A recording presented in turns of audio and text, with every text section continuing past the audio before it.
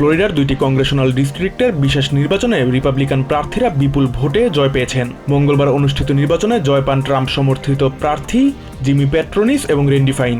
এ জয়ের ফলে হাউসে 220-213 ব্যবধানে সংখ্যাগরিষ্ঠ অবস্থান আরও জোরদার করল রিপাবলিকানরা।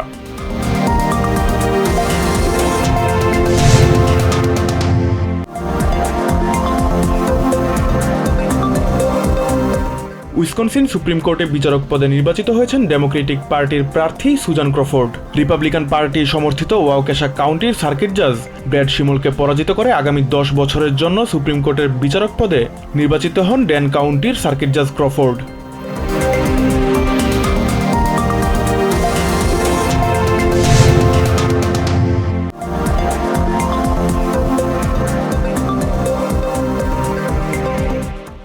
ধনীদের কর ছাড় দিতেই প্রেসিডেন্ট ডোনাল্ড ট্রাম্প বাড়তি শুল্ক আরোপ এবং ব্যয় সংকোচনের মতো নীতি নিয়েছেন বলে অভিযোগ করেছেন সেনেট মাইনরিটি লিডার চাক শুমার। তিনি দাবি করেন ট্রাম্প প্রশাসন সাধারণ জনগণের বদলে বিলিয়নারদের স্বার্থ রক্ষায় ব্যস্ত।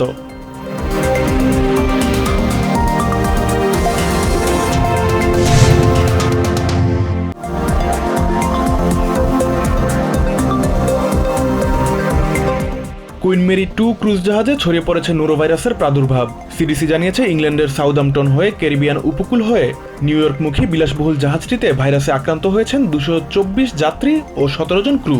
সিডিসিকে 18 মার্চ জাহাজে ভাইরাস শনাক্তের প্রথম তথ্য দিয়েছিল কর্তৃপক্ষ।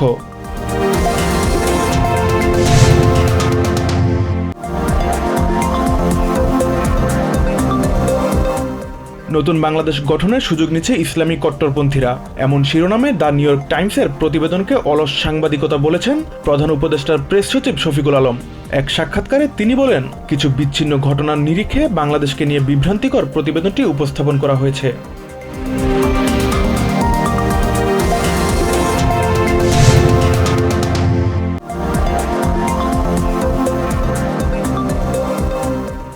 অন্তর্বর্তী সরকারের আমলে বাংলাদেশে সন্ত্রাসবাদের উত্থানের মতো কোনো ঘটনা ঘটেনি বলে দাবি করেছেন স্বরাষ্ট্র উপদেষ্টা জাহাঙ্গীর আলম চৌধুরী। তিনি বলেন, জঙ্গিসহ কোনো সন্ত্রাসীদের ছাড় দেওয়া হবে না, তবে পুলিশের মাধ্যমে নিরীহ কেউ যেন হয়রানির শিকার না হয় সে বিষয়ে সজাগ থাকতে হবে।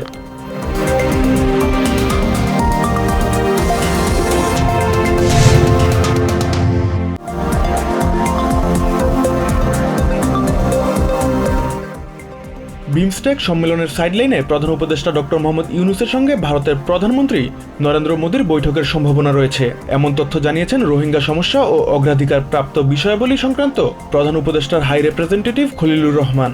সম্মেলনে যোগ দিতে বৃহস্পতিবার থাইল্যান্ড যাচ্ছেন প্রধান উপদেষ্টা।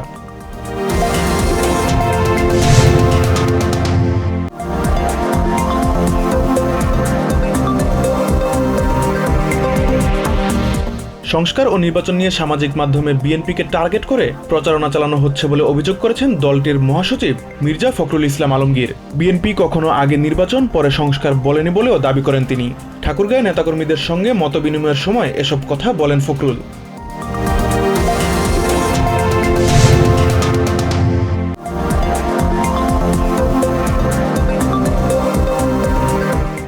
গাজায় ত্রাণ প্রবেশে অনুমতি দিতে ইসরায়েলের প্রতি আহ্বান জানাচ্ছে আন্তর্জাতিক সম্প্রদায়। জাতিসংঘ বলছে, অবরুদ্ধ গাজায় খাদ্য সরবরাহ তলানিতে নেমে এসেছে।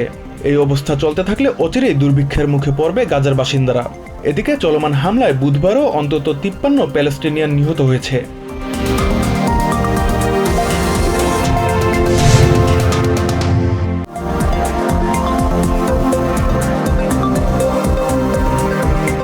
নিউজিল্যান্ডের বিপক্ষে ওয়ানডে সিরিজ হেরেছে পাকিস্তান।